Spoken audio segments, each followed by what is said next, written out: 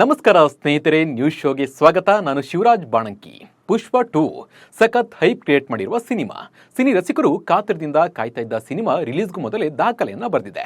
Ticket ಬೆಲೆ ದುಬಾರಿಯಾಗಿದ್ರೂ ಪ್ರೇಕ್ಷಕರು cinema ಹೇಗಿದೆ ಅನ್ನೋದನ್ನ ನೋಡೋಕೆ ಟಿಕೆಟ್ ಅನ್ನ ಖರೀದಿ ಮಾಡ್ತಾ ಇದ್ದಾರೆ.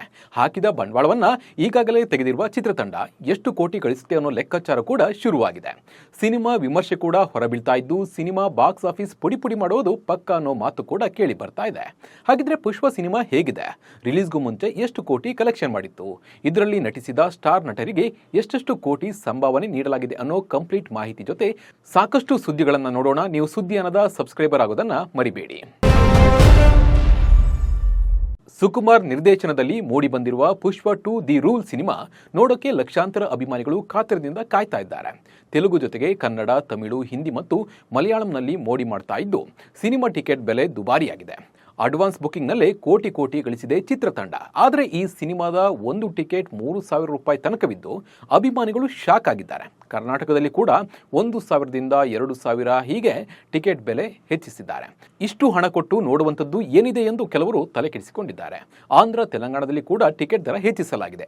ಅಷ್ಟಕ್ಕೂ ಯಾಕೆ ಟಿಕೆಟ್ ದರ ಇಷ್ಟು ಜಾಸ್ತಿ ಅಂದ್ರೆ ಬಜೆಟ್ ಜಾಸ್ತಿ ಎನ್ನುವ ಚರ್ಚೆ ಶುರುವಾಗಿದೆ.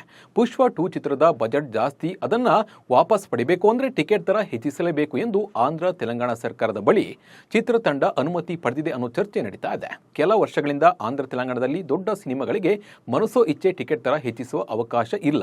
ಆದರೆ ಸರ್ಕಾರಕ್ಕೆ ಆಪ್ತರಾಗಿರುವ ನಿರ್ಮಾಪಕರು ಅವಕಾಶ ಪಡೆದುಕೊಳ್ತಾ ಇದ್ದಾರೆ.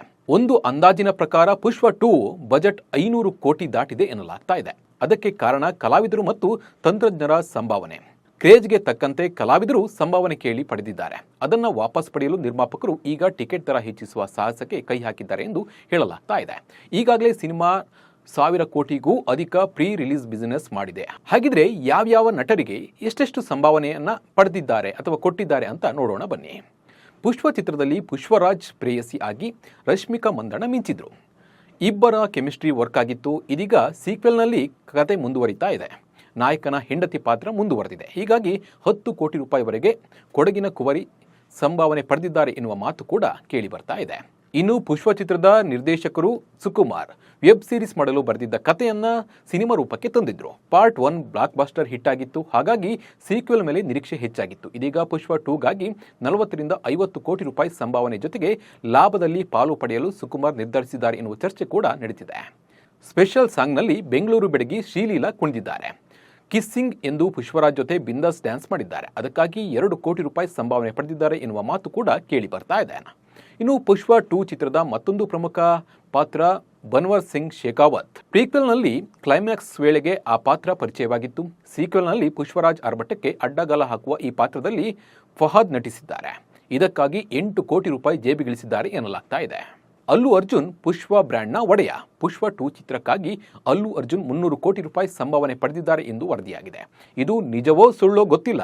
150 ಕೋಟಿ ರೂಪಾಯಿಗೂ ಅಧಿಕ ಸಂಭಾವನೆಯಂತೂ ಅಲ್ಲು ಅರ್ಜುನ್ ಸಿಕ್ಕಿದೆ. ಇನ್ನು ಶೇರ್ ಲೆಕ್ಕದಲ್ಲಿ ಒಟ್ಟು ಸಂಭಾವನೆ 300 ಕೋಟಿ ರೂಪಾಯಿ ತಲುಪಿದ್ರೂ ಅಚ್ಚರಿ ಇಲ್ಲ.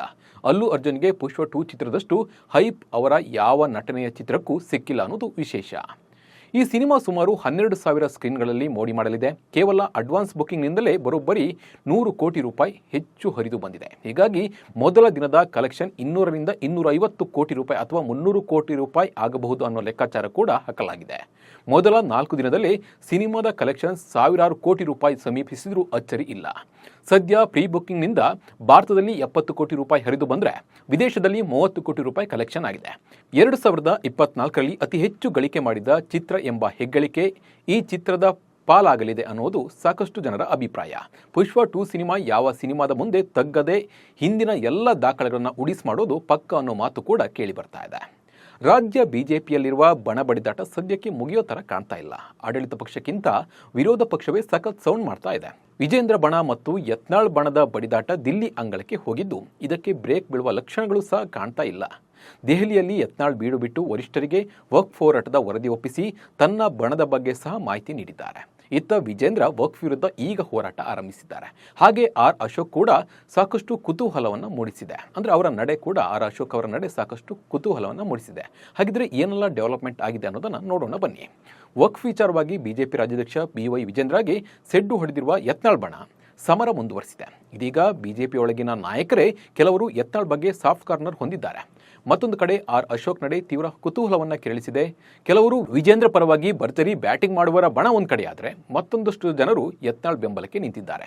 ಇದು ಸಹಜವಾಗಿ ಹೈಕಮಾಂಡ್ ತಲೆನೋವಿಗೆ ಕಾರಣವಾಗಿದೆ. ಕುಟುಂಬದ ಕಪಿಮುಷ್ಟಿಯಿಂದ ಪಕ್ಷ ಹೊರಬರಲಿ. ದೆಹಲಿಯಲ್ಲಿ ಬುಧವಾರ ಶಿಸ್ತು ಸಮಿತಿಯ ಮುಂದೆ ಹಾಜರಾದ ಯತ್ನಾಳ್ ರಾಜ್ಯ ಬಿಜೆಪಿಯಲ್ಲಿ ನಡೆಯುತ್ತಿರುವ ಬೆಳವಣಿಗೆಯ ಬಗ್ಗೆ ವಿವರವಾಗಿ ಮಾಹಿತಿಯನ್ನು ನೀಡಿದ್ದಾರೆ. ನಂತರ ಮಾತನಾಡಿದ ಯತ್ನಾಳ್, ಬಹಳ ಮಂದಿ ಹೇಳ್ತಾರೆ ಪಕ್ಷ ತಾಯಿ ಇದ್ದಂತೆ ಅಂತ ಹೇಳ್ತಾರೆ, ಆದರೆ ರಾಷ್ಟ್ರೀಯ ಪಕ್ಷಕ್ಕೆ ಅವರು ಮೋಸ ಮಾಡಿದ್ದಾರೆ ಎಂದು ಮತ್ತೆ ಪರೋಕ್ಷವಾಗಿ ವಿಜೇಂದ್ರ ವಿರುದ್ಧ ಕಿಡಿಕಾರಿದ್ದಾರೆ. ಕುಟುಂಬದ ಕಪಿಮುಷ್ಟಿಯಿಂದ ಪಕ್ಷ ಹೊರಬರಬೇಕು, ಹಿಂದುತ್ವದ ಧ್ವನಿಯಾಗಬೇಕು ಪಕ್ಷ. ಕೆಲವರು ಅವರದೇ ಆದ ಟೀಮ್ ಕಟ್ಟಿಕೊಂಡು ಹೋಗ್ತಾ ಇದ್ದಾರೆ. ಈ ಬಗ್ಗೆ ಸಂಪೂರ್ಣ ಮಾಹಿತಿಯನ್ನು ಪತ್ರದಲ್ಲಿ ಬರೆದಿದ್ದಾನೆ. ಒಟ್ಟು 6 ಪುಟಗಳ ಉತ್ತರವನ್ನು ನೀಡುತ್ತೇನೆ ಅಂತ ಹೇಳಿದ್ದಾರೆ. ರಾಜನಾಥ್ ಸಿಂಗ್ ಭೇಟಿಯ ಸಂದರ್ಭದಲ್ಲಿ ಸದ್ಯದ ರಾಜಕೀಯ ಬೆಳವಣಿಗೆ ಬಗ್ಗೆ ಚರ್ಚೆ ಮಾಡುತ್ತಿದ್ದೇನೆ. ಪಾಪ ಅವರಿಗೆ ಸಣ್ಣ ಪುಟ್ಟ ವಿಚಾರ ಅನ್ನಿಸಿರಬೇಕು. ಅವರು ಅಲ್ಲೇ ಕುಳಿತುಕೊಳ್ಳುವವರು ಅಲ್ವಾ. ಅಪ್ಪ ಮಗನ ಆಸೆ ಈಡೇರುವುದಿಲ್ಲ ಹಾಗೂ ಅವರು ಅಂದುಕೊಂಡಿದ್ದು ಯಾವುದೂ ನಡೆಯುವುದಿಲ್ಲ ಎಂದು ಬಿಎಸ್ವೈ ಕುಟುಂಬಕ್ಕೆ ತಿರುಗೇಟನ್ನು ನೀಡಿದ್ದಾರೆ. ವಿಜೇಂದ್ರ ವಕ್ಫ್ ಹೋರಾಟಕ್ಕೆ ಯತ್ನಾಳ್ ತಿರುಗೇಟು. ಇನ್ನು ವಕ್ಫ್ ವಿರುದ್ಧ ಬಿಜೆಪಿ ರಾಜ್ಯಾಧ್ಯಕ್ಷ ಬಿವೈ ವಿಜೇಂದ್ರ ನೇತೃತ್ವದಲ್ಲಿ ಆರಂಭಿಸಿರುವ ನಮ್ಮ ಭೂಮಿ ನಮ್ಮ ಹಕ್ಕು ಹೋರಾಟಕ್ಕೆ ಚಾಲನೆ ನೀಡಲಾಯಿತು. ಬೀದರ್ನಲ್ಲಿ ಬಸವೇಶ್ವರ ದೇವಸ್ಥಾನದಲ್ಲಿ ಪೂಜೆ ಸಲ್ಲಿಸಿದ ನಂತರ ಹೋರಾಟ ಆರಂಭಿಸಿದರು. ಆದರೆ ಇದಕ್ಕೆ ಯತ್ನಾಳ್ ಟಾಂಗ್ ನೀಡಿದ್ದಾರೆ. ಪಕ್ಷದ ರಾಜ್ಯಾಧ್ಯಕ್ಷರಿಗೆ ಈಗ ಜ್ಞಾನೋದಯ ಆದಂತಿದೆ. ಈಗ ಅವರು ವಕ್ಫ್ ವಿಚಾರಕ್ಕೆ ಸಂಬಂಧಿಸಿದಂತೆ ಕಲಬುರಗಿ ಮತ್ತು ಬೀದರ್ನಲ್ಲಿ ರೈತರನ್ನ ಭೇಟಿಯಾಗ್ತಾ ಇದ್ದಾರೆ. ಪ್ರಾಯಶಃ ವಕ್ಫ್ ವಿರುದ್ಧ ಇದು ಅವರ ಮೊದಲ ಹೋರಾಟವಿರಬಹುದು. ಆದರೆ ಈಗ ಹೋರಾಟ ಮಾಡುವಂಥದ್ದು ಏನೂ ಇಲ್ಲ. ತಮ್ಮ ತಂಡ ರೈತರನ್ನ ಭೇಟಿಯಾಗಿ ಅವರ ಕಷ್ಟಗಳನ್ನು ದಾಖಲಿಸಿಕೊಂಡು ದಾಖಲೆ ಸಮೇತ ವರಿಷ್ಠರಿಗೆ ನೀಡಿದೆ ಎಂದು ಯತ್ನಾಳ್ ಹೇಳಿದರು. ಹಾಗೆ ಆರ್ ಅಶೋಕ್ ಕೂಡ ರಾಜ್ಯದಲ್ಲಿ ನಡೆಯುತ್ತಿರುವ ಬೆಳವಣಿಗೆ ಬಗ್ಗೆ ಮಾಹಿತಿಯನ್ನು ನೀಡಲು ದೆಹಲಿಗೆ ಹೋಗಿದ್ದಾರೆ. ಹೀಗಾಗಿ ಆರ್ ಅಶೋಕ್ ಯಾರ ಪರವಾಗಿ ಮಾತನಾಡ್ತಾರೆ ಅನ್ನೋ ಕುತೂಹಲ ಸಹಜವಾಗಿ ಎದ್ದಿದೆ. ರಾಜ್ಯ ಬಿಜೆಪಿ ಬಗ್ಗೆ ಜೆಪಿ ನಡ್ಡಾ ಮಾಹಿತಿ ಸಂಗ್ರಹ. ರಾಜ್ಯದ ಬಿಜೆಪಿಯಲ್ಲಿ ಬಣ ರಾಜಕೀಯ ಜೋರಾಗಿದೆ ಎಂಬ ಆರೋಪ ಕೂಡ ಇದೆ. ಈ ಬಗ್ಗೆ ಕೆಲ ರಾಜ್ಯ ನಾಯಕರು ಬಿಜೆಪಿ ಹೈಕಮಾಂಡ್ ನಾಯಕರನ್ನ ಭೇಟಿ ಮಾಡಿ ಚರ್ಚೆ ಮಾಡಿದ್ದಾರೆ. ದೆಹಲಿಯ ಪಾರ್ಲಿಮೆಂಟ್ ಹೌಸ್ನಲ್ಲಿ ಜೆಪಿ ನಡ್ಡಾರನ್ನ ಭೇಟಿಯಾಗಿ ರಾಜ್ಯದಲ್ಲಿ ಇತ್ತೀಚಿನ ವಿದ್ಯಮಾನದ ಬಗ್ಗೆ ಚರ್ಚಿಸಿದ್ದಾರೆ. ಈ ವೇಳೆ ರಾಜ್ಯದಲ್ಲಿ ಬಂಡಾಯದ ತಾರತಮ್ಯ ಈ ಮಟ್ಟಕ್ಕೆ ಹೋಗಿದೆ ಏಕೆ ಎಂಬ ಬಗ್ಗೆ ಜೆಪಿ ನಡ್ಡಾ ಮಾಹಿತಿ ಸಂಗ್ರಹಿಸಿದ್ದಾರೆ. ಕೆಲ ರಾಜ್ಯ ನಾಯಕರು ಉಚ್ಚಾಟನೆ ಮಾಡಿ ಯತ್ನಾಳ್ರನ್ನ ಕರೆದು ಮಾತನಾಡಿ ಖಡಕ್ ವಾರ್ನಿಂಗ್ ಕೊಡಿ ಎಂದು ನಡ್ಡಾ ಬಳಿ ಹೇಳಿಕೊಂಡಿದ್ದಾರೆ ಎಂದು ತಿಳಿದು ಬಂದಿದೆ. ಸದ್ಯ ರಾಜ್ಯ ಬಿಜೆಪಿಯಲ್ಲಿ ದಿನಕ್ಕೊಂದು ಬೆಳವಣಿಗೆ ನಡೀತಾ ಇದ್ದು ಹೈಕಮಾಂಡ್ ನಡೆ ಸಾಕಷ್ಟು ಕುತೂಹಲವನ್ನು ಕೆರಳಿಸಿದೆ. ಮಹಾರಾಷ್ಟ್ರ ಮುಖ್ಯಮಂತ್ರಿಯಾಗಿ ದೇವೇಂದ್ರ ಫಡ್ನವೀಸ್ ಆಯ್ಕೆಯಾಗಿದ್ದು ಈ ಬಗ್ಗೆ ಬಿಜೆಪಿ ಕೋರ್ ಕಮಿಟಿ ಸಭೆಯಲ್ಲಿ ತೀರ್ಮಾನಿಸಲಾಗಿದೆ. ಈ ಮೂಲಕ 3ನೇ ಬಾರಿಗೆ ಸಿಎಂ ಆಗಿ ಅಧಿಕಾರ ವಹಿಸಿಕೊಳ್ಳಲಿದ್ದಾರೆ. ಏಕನಾಥ್ ಶಿಂದೆ ಹಾಗೂ ಅಜಿತ್ ಪವಾರ್ ಉಪಮುಖ್ಯಮಂತ್ರಿಯಾಗಿ ಕಾರ್ಯನಿರ್ವಹಿಸಲಿದ್ದಾರೆ.